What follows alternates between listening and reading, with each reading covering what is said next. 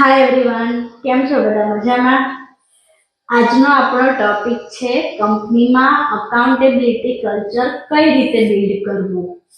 તમારી કંપનીમાં પણ આવો સેમ પ્રોબ્લેમ ચાલે છે કે એમ્પ્લોય કે મને તો કોઈ કીધું જ નથી આ કામ કરવાનું, એક ડિપાર્ટમેન્ટ બીજા ડિપાર્ટમેન્ટ ઉપર કામ બ્લેમ મૂકી દે કે આ કામ તો આણે કરવાનું હતું, એની જોડે વાત કરી હતી, ડેડલાઇન મિસ થઈ જાય, મીટિંગમાં બધા કમિટમેન્ટ આપે કે આ કરી દઈશું, આ ડેટે કરી દઈશું, પણ એક્ઝિક્યુશન ટાઈમ કોઈ ફિક્સ જ ના હોય, કોઈ રિસ્પોન્સિબિલિટી જ ના લે. જો આ બધું તમારી કંપનીમાં પણ થાય છે તો એમ્પ્લોયમાં પ્રોબ્લેમ નથી, પ્રોબ્લેમ અકાઉન્ટેબિલિટી કલ્ચરમાં છે કે કંપનીમાં એવું કોઈ કલ્ચર જ બિલ્ડ નથી થયું કે જેથી કંપનીમાં એમ્પ્લોયઝ ઓનરશિપ લે અને એ પ્રમાણે વર્ક કરે. અકાઉન્ટેબિલિટી એટલે કોઈ પનિશમેન્ટ નથી.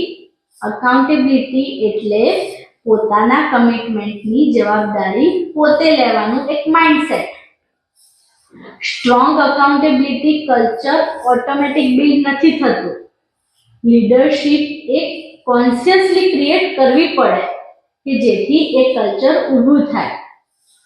એમ્પ્લોય પાસે ઓનરશિપની એક્સપેક્ટેશન સેટ કરતા પહેલા તમારે ક્લિયર એક્સપેક્ટેશન ડિફાઇન કરવી પડે.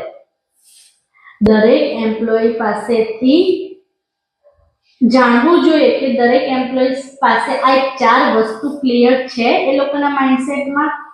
મારો રોલ શું છે, મારી પ્રાયોરિટી શું છે, સક્સેસ કઈ રીતે મેઝર થશે મારું, અને હું કોને રિપોર્ટ કરું છું. આ 4 વસ્તુ જો એમ્પ્લોયીઝને ખબર હશે તો કંપનીમાં એમ્પ્લોય અકાઉન્ટેબિલિટી કલ્ચર ઊભું થશે.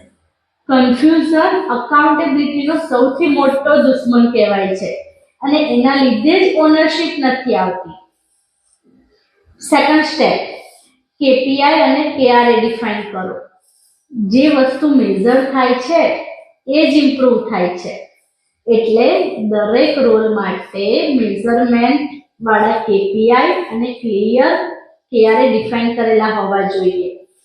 એમ્પ્લોયને ખબર હોવી જોઈએ કે મંથ એન્ડમાં મારા પરફોર્મન્સ રિલેટેડ આટલી વસ્તુ મેઝર થશે અને મારું પરફોર્મન્સ આ રીતે ઇવેલ્યુએટ થશે. Step 3, weekly review system establish કરવી. અકાઉન્ટેબિલિટી એન્યુઅલ અપ્રેઝલથી બિલ્ડ નથી થઈ જતી. એના માટે રેગ્યુલર રિવ્યુ કરવા પડે મેનેજમેન્ટે. વીકલી રિવ્યુ મીટિંગમાં ફક્ત 3 સવાલ પૂછો તમે. લાસ્ટ વીકમાં શું કમ્પ્લીટ કર્યું, શું પેન્ડિંગ છે અને નેક્સ્ટ વીકનું કમિટમેન્ટ શું છે. આ 3 વસ્તુથી એમ્પ્લોયને આઈડિયા આવી જશે કે મારું કામ એ લોકો આ રીતે ટ્રેક કરે છે, નેક્સ્ટ વીકમાં મારે આટલું કામ એ લોકોને કમ્પ્લીટ કરીને આપવાનું છે. આ હેબિટ ગ્રેજ્યુઅલી ઓનરશિપ ડેવલપ કરે છે. Fourth step, leader example set કરે. મીન્સ કંપનીમાં એમ્પ્લોયીઝ કરતા પહેલા લીડરે અકાઉન્ટેબલ થવું પડે અને એમ્પ્લોય મીન્સ દરેક વસ્તુ આઈડિયલ હોય એના ઉપરથી જ કોપી થાય છે. જો મેનેજર કમિટમેન્ટ ફોલો નથી કરતો, મીટિંગમાં લેટ આવે, રૂલ બ્રેક કરે તો ટીમ પણ એ જ વસ્તુ ફોલો કરશે. કલ્ચર ટોપથી સ્ટાર્ટ થાય છે. ફિફ્થ સ્ટેપ, રેકગ્નાઇઝેશન અને કન્સ્ટ્રક્ટિવ ફીડબેક આપવો. જ્યાં ફક્ત મિસ્ટેક હાઇલાઇટ થાય છે ત્યાં લોકો રિસ્ક લેવાનું બંધ કરી દે છે. કારણ કે નેગેટિવ વસ્તુ કોઈ કેમ કન્ટિન્યુ કરે. જો એ ભૂલ કરે છે તો એને બોલાવીને એનું કાઉન્સેલિંગ કરો, એને સમજાવો, એને આગળ વધારવા માટે જે યોગ્ય ફીડબેક આપવો હોય એ આપો. ગુડ પરફોર્મન્સ રેકગ્નાઇઝ કરો. મિસ્ટેક થાય તો પર્સનથી જ થાય ને. પ્રોસેસ અને બિહેવિયરને ડિસ્કસ કરો. આનાથી લર્નિંગ કલ્ચર ડેવલપ થશે. Sixth step, empower employee. એમ્પ્લોયને એમ્પાવર કરો, એપ્રિશિએટ કરો, એને આગળ વધારવા માટે એને મોટિવેશન કરો, બૂસ્ટ કરો. જો દરેક ડિસિઝન ઓનર જ લેશે તો ઓનરશિપ ક્યાંથી આવશે એમ્પ્લોયમાં? એમ્પ્લોયને નાના નાના ડિસિઝન લેવા દો, તેને એમ્પાવર કરો, તેને સપોર્ટ કરો. આની સાથે કોઈ પણ રિસ્પોન્સિબિલિટી આપો તો રિસ્પોન્સિબિલિટી સાથે એને ઓથોરિટી પણ આપો. મીન્સ સમરી શું છે કે રિમેમ્બર, અકાઉન્ટેબિલિટી સ્પીચથી બિલ્ડ નથી થઈ જતી, એને કહી દેવાથી, એને સમજાવી દેવાથી નથી બિલ્ડ થતી. અકાઉન્ટેબિલિટી સિસ્ટમથી બિલ્ડ થાય છે.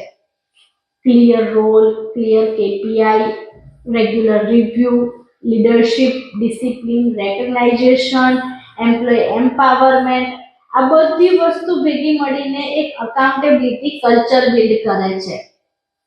જો તમારી કંપનીમાં પણ અકાઉન્ટેબિલિટી, ઓનરશિપ અથવા તો એક્ઝિક્યુશન રિલેટેડ કોઈ ચેલેન્જ આવતા હોય તો હરિકૃષ્ણ એચઆર સોલ્યુશનમાં અમે તમારી ઓર્ગેનાઇઝેશન માટે પ્રેક્ટિકલ અને કસ્ટમાઇઝ સિસ્ટમ ડિઝાઇન, ઇમ્પ્લિમેન્ટ અને સસ્ટેન થાય ત્યાં સુધી તમારી જોડે રહીએ છીએ.